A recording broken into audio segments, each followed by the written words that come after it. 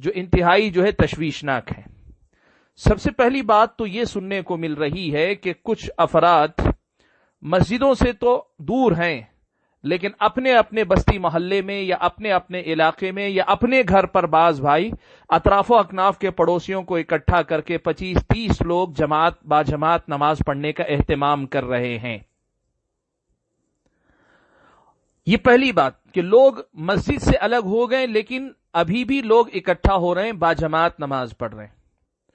دوسری بات یہ پتا چلی کہ بہت سارے بھائی، اور یہ ساری باتیں ہمیں پتا چل رہی ہیں، لوگ جو ہم سے سوالات کر رہے ہیں اس سے اس کا اندازہ ہو رہا ہے۔ لوگ دوسرا سوال اکثر یہ کر رہے ہیں کہ کل کیا ہم لوگ جمعہ کے لیے اپنے اپنے طور پہ صرف جمعہ کے لیے اکٹھا ہو کر اگر اہتمام کر لیں، مسجد سے باہر ہی کر لیں، تو کیا ایسا کرنا صحیح ہوگا؟ تیسری بات ہمیں یہ بھی پتا چلی کہ ابھی بھی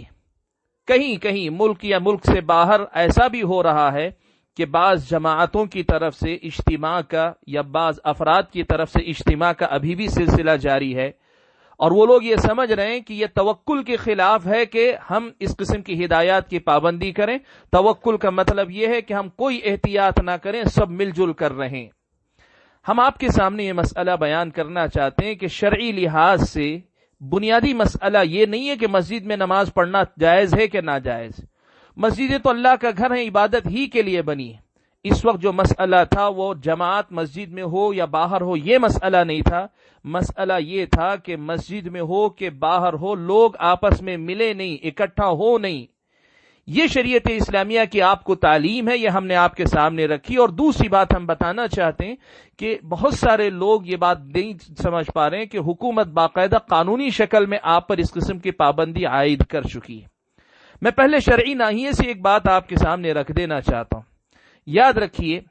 پیارے نبی صلی اللہ علیہ وسلم سے یہ بات ثابت ہے۔ اللہ کے نبی صلی اللہ علیہ وسلم نے فرمایا کہ لا ضرر ولا ضرار، لا ضرر ولا ضرار، نہ خود نقصان اٹھاؤ نہ دوسروں کو نقصان پہنچاؤ۔ یہ حدیث پیارے نبی صلی اللہ علیہ وسلم سے متعدد صحابہ نے روایت کی۔ حضرت عبادہ بن صامت ہیں، حضرت عبداللہ ابن عباس ہیں، حضرت ابو سعید خدری ہیں، حضرت ابو ہریرہ، حضرت جابر ابن عبداللہ، حضرت عائشہ بنت ابی بکر، حضرت ثعلبہ بن ابی مالک، حضرت ابو لبابہ انصاری رضی اللہ تعالیٰ عنہ مجمعین صحابہ کی ایک جماعت نے اسے الگ الگ حدیثوں کے اندر اس مسئلے کو بیان کیا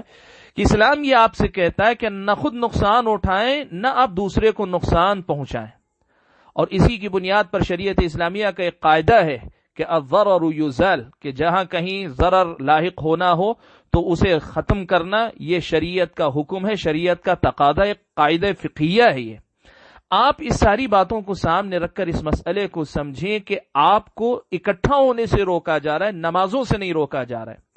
آپ مسئلے کو اگر اس انداز میں لیں گے کہ نہیں ہم اپنے گھر پہ اطراف کے پڑوسیوں کو جمع کے 25-50 لوگوں کی جماعت کر لیں گے، تو آپ نے پھر مقصد مسئلے کو نہیں سمجھا، یا اہل علم کی طرف سے دی گئی رہنمائی کو آپ نے نہیں سمجھا۔ لوگوں کا اکٹھا ہونا درست نہیں ہے، اور یہ بات یاد رکھیں، یہ تقوی کے خلاف نہیں ہے، یہ توکل کے خلاف نہیں ہے، یہ اسلامی تعلیمات کے خلاف نہیں ہے۔ اگر یہ اشکال آپ کے دماغوں میں ہے تو اپنے طور پہ فیصلے لینے کے بجائے اپنے اپنے علاقے کے معتبر علماء سے رجوع کر کے سمجھیں کہ یہ توکل کے خلاف کیوں نہیں ہے، کس طرح یہ توکل کے خلاف نہیں ہے، یہ سمجھنے کی کوشش کریں، لیکن ایسی غلطی نہ کریں۔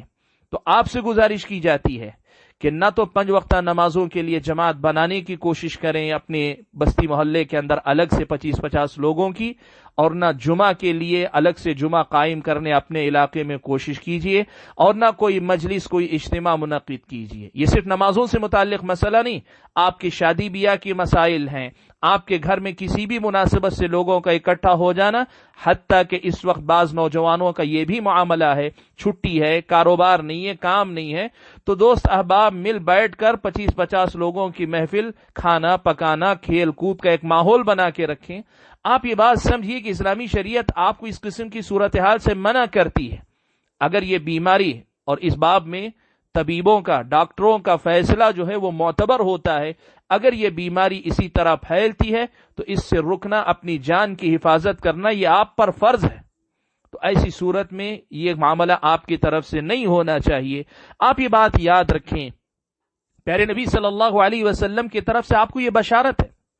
آپ کیوں جو ہے اکٹھا ہونا چاہتے ہیں؟ کیوں آپ یہ بڑی بڑی جماعتیں ہی بنا کر پڑھنا چاہتے ہیں؟ آپ کو تو ہدایت دی گئی ہے، آپ اپنے گھروں کے اندر اپنے گھر والوں کے ساتھ باجماعت نماز پڑھ لیجئے. پھر بھی آپ ایک بڑی جماعت بنانے کی فکر کیوں کر رہے ہیں، جبکہ اہل علم نے آپ کو یہ بات صاف طور پہ بتائی ہے کہ نبی علیہ الصلوۃ والسلام کی اس حدیث کی روشنی میں، جو صحیح بخاری کے اندر اور مسند احمد وغیرہ کے اندر بھی آئی ہے، کہ نبی علیہ الصلوۃ والسلام سے حضرت ابو موسیٰ اشعری رضی اللہ تعالیٰ عنہ نے روایت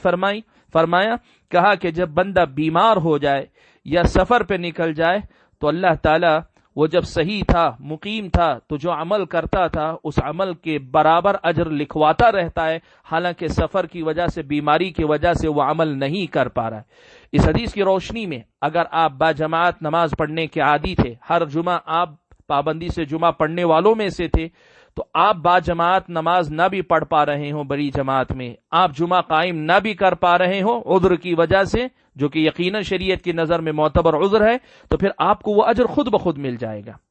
آپ اس سے زیادہ چاہتی کیا؟ آپ کو اجر تو مل رہا ہے، اللہ تعالیٰ تو دے رہے ہیں آپ کو، تو پھر آپ اپنے آپ کو اور اپنے سماج کے لوگوں کو مصیبت میں مبتلا کرنے والے کام نہ کریں. آپ پیارے نبی صلی اللہ علیہ وسلم کی یہ حدیث بھی یاد رکھیں. حضرت عبداللہ ابن عمر رضی اللہ تعالیٰ عنہما روایت فرماتے ہیں، مسند احمد کی روایت ہے کہ نبی علیہ الصلوۃ والسلام نے فرمایا کہ جس طرح اللہ تعالیٰ کو یہ بات ناپسند ہے کہ لوگ کوئی اس کی نافرمانی کریں، اللہ تعالیٰ کو یہ بات بہت ہی زیادہ پسند ہے کہ اللہ تعالیٰ کی دی ہوئی رخصتوں کو لوگ اپنائیں. یہ اللہ تعالیٰ کی طرف سے آپ کو رخصت دی گئی ہے، اہل علم نے شریعت کے دلائل کی روشنی میں آپ کے سامنے بیان کیا ہے، تو پھر آپ کیوں خواہ اپنے آپ کو اس رخصت سے بری کر رہے ہیں؟ کیا اللہ تعالیٰ رخصت دینے پر آمدہ ہوں اور آپ کہیں نہیں میں رخصت قبول نہیں کروں گا، میں اپنے طور پہ جماعت قائم کر کے رہوں گا، تو یہ طرز عمل کوئی صحیح طرز عمل ہے؟ اور اس سے آگے بڑھ کر یہ مسئلہ بھی آپ یاد رکھیں کہ اب یہ صورتحال ہے، یہ اللہ کا فضل و کرم ہے کہ الحمدللہ اس وقت کم از کم یہ ہو رہا ہے کہ مسجد کے اندر ایک امام صاحب اور ان کے ساتھ مؤذن، اور اگر عملے میں 2-4 اگر لوگ ہیں تو وہ لوگ باجماعت نماز قائم کر رہے ہیں، مسجدوں کے اندر وہ نماز ہو رہی ہے. کل اگر آپ جمعہ کے اندر بھیڑ کرنے کے لیے پہنچ جائیں گے، یا حکومت کو اندازہ ہوگا کہ قانون یا ہدایات جاری کرنے کے بعد بھی لوگ اس سے باز نہیں آ رہے، اللہ نہ کرے ہو سکتا ہے مکمل طور پہ مسجدوں کو بند کرنے کی بھی ہدایت دے دے، تو پھر آپ مجبور ہوں گے ایسا کرنے پہ.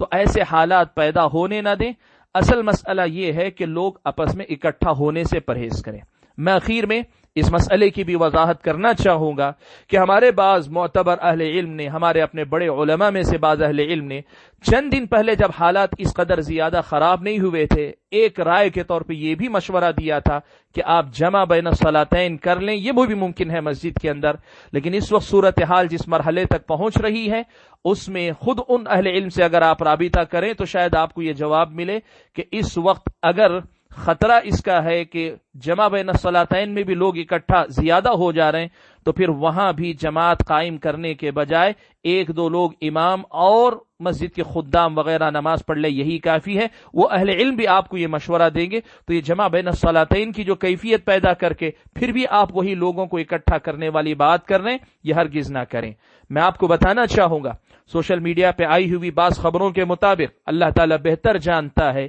کیا یہی حقیقت ہے کہ نہیں ہے. ایک عجیب تجزیہ لوگوں نے پیش کیا ہے کہ اس وقت جو لوگ بیماری سے متاثر آ رہے ہیں، بعض صوبوں میں یہ تناسب دیکھا گیا ہے کہ 80% بیمار مسلمان ہیں اور 20% دوسری کمیونٹی کے لوگ ہیں.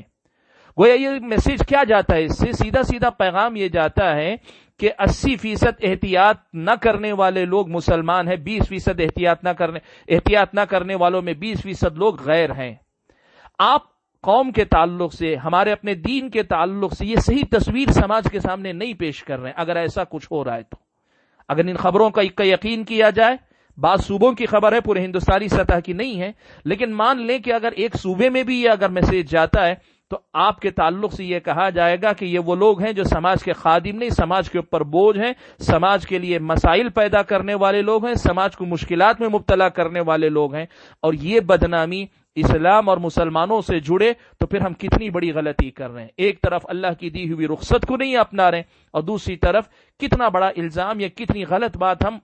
اسلام اور مسلمانوں سے جوڑنے والی غلطی کر رہے ہیں۔ تو ہماری آپ سے اپیل ہے، درخواست ہے، آپ سے عاجزانہ گزارش ہے آپ سے کہ آپ اگر کچھ اپنے دل کے اندر بے اطمینانی محسوس کر رہے ہیں تو آپ اپنے اپنے علاقے کے معتبر علماء کو فون کیجئے، رابطہ کیجئے، یا ان کے اپنے جو فتاوی ہیں یا ان کی اپنی جو درس وغیرہ آپ کو مل رہے ہیں، دوسرے علماء جواب دینے کے لیے تیار بیٹھے ہوئے ہر جگہ پہ، ان سے رابطہ کر کے مطمئن ہو جائے، خود بھی مطمئن رہے، اپنے اطراف کے لوگوں کو بھی مطمئن کرنے کی کوشش کریں۔ اور یہ بات یاد رکھیں، بڑی اہم بات، آج اگر ہم تھوڑی احتیاط کر لیں گے، ہو سکتا ہے بہت قلیل مدت میں ہم اس مصیبت سے نکل کر پھر سے مسجدوں کو بھی آباد کریں، ایک نارمل زندگی جئیں۔ لیکن اگر اس قسم کی شخصی رائے رکھیں، شخصی فیصلے لے کر ہم اگر یہ اجتماعات، یہ جماعتیں اور یہ جو بھیڑ بھاڑ والا معاملہ جاری رکھیں گے، اللہ نہ کرے یہ مدت دراز ہو سکتی ہے، یہ مسئلہ دور تک جا سکتا ہے۔ تو ان ساری باتوں کو سامنے رکھ کر ہمیں اس سلسلے میں احتیاط کرنی چاہیے۔ اللہ سے ہماری دعا ہے کہ اللہ تعالی ہم اور آپ سب کو صحیح طریقے سے باتوں کو سمجھ کر عمل پیرا ہونے کی توفیق عطا فرمائے۔ آمین۔ السلام علیکم ورحمۃ اللہ وبرکاتہ۔